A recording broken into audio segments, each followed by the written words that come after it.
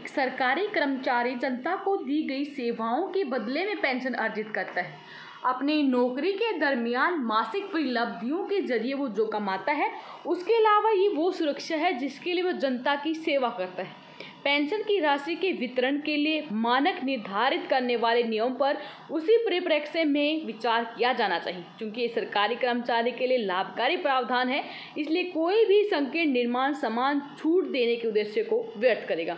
नमस्कार दोस्तों, पेंशन को लेकर एक बार फिर से जोर देते हुए जस्टिस सत्येन वैद्य ने पेंशन नियमों से एक बार फिर से सरकार को अवगत कराया है।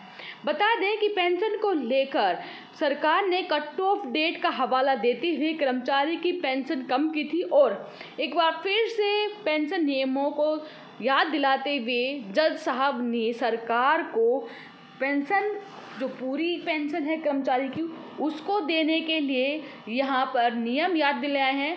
इसके अलावा क्या कहा गया है वीडियो में हम आपको जानकारी देंगे। अगर आप सरकारी कर्मचारी हैं, अगर आप पेंशन धारक हैं, तो वीडियो को ध्यानपूर्वक देखें। वीडियो अपने साथी दोस्तों के साथ जरूर शेयर करें ताकि कट ऑफ डेट के आधार पर किसी भी कर्मचारी से उनके हक ना छीने जाएं। चलिए दोस्तों, ज़्यादा वक्त ना गवाते स्टार्ट करते हैं आज की हमारी वीडियो। दोस्तों, हिमाचल प्रदेश हाई कोर्ट ने हाल ही में जोर देकर कहा कि पेंशन नियमों की कोई भी प्रतिबंधात्मक व्याख्या इसके उद्देश्य को कमजोर कर देगी।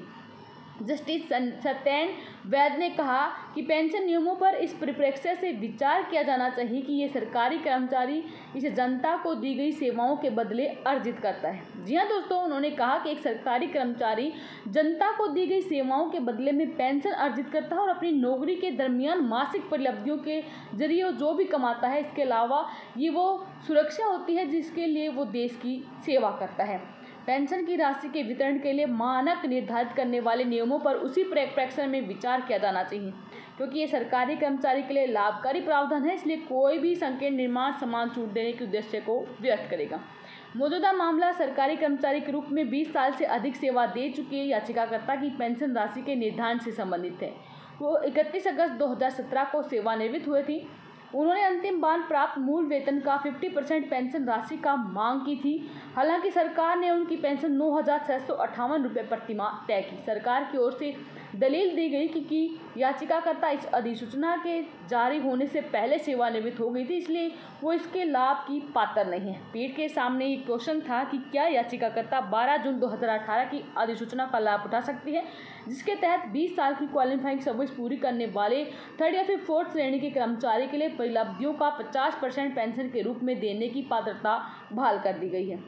दोनों पक्षों की ओर से दिए गए तथ्यों और तर्कों की जांच करने के बाद जस्टिस वैद्य ने कहा कि अर्जित पेंशन सरकारी कर्मचारियों की ओर से दी गई सेवा की मान्यता है। ये उन्हें सेवानिवृत्ति के बाद सुरक्षा और स्थिरता प्रदान करती है। उन्होंने पेंशन के व्यापक उद्देश्य पर जोर देते हुए नियमों को इस तरह से परिभाषित करने के प्रति आगाह किया जो पेंशन के सार को ही नकार दे। कोर्ट के फैसले में कहा गया कि 12 जून 2018 को जारी अधिसूचना का उद्देश्य कर्मचारियों के एक पूरे वर्ग को लाभ पहुंचाना था और इसे जारी होने के बाद सेवानिवृत्त होने वाले लोगों तक ही सीमित नहीं रखा जाना चाहिए। उक्त कानूनी स्थिति के मद्देनजर अदालत ने याचिकाकर्ता के पक्ष में फैसला सुनाया और अधिकारियों को फैसले की तारीख से 8 सप्ताह की समय सीमा के भीतर 12 जून 2018 की अधिसूचना के अनुसार उनकी पेंशन को फिर से तय करने के निर्देश दिए। तो दोस्तों, यहाँ पर साफ तौर पर कोर्ट ने कहा है कि किसी कट ऑफ डेट के आधार पर आप ये तय नहीं कर सकते कि किस कर्मचारी को अधिक पेंशन मिलनी चाहिए या फिर जो इस डेट से पहले सेवानिवृत्त हुए हैं उनको कम पेंशन मिलना चाहिए। यहाँ पर हाई कोर्ट ने साफ तौर पर निर्देशित किया है कि ये जनता की सेवा करने के उद्देश्य से पेंशन अर्जित की जाती है और किसी भी कट ऑफ डेट का आप सहारा लेकर इसको नकार नहीं सकते हैं। वीडियो अपने साथी दोस्तों के साथ जरूर शेयर करें और इसके बारे में आपका भी कोई विचार है वो भी हमें दें। धन्यवाद। जय हिंद, जय भारत।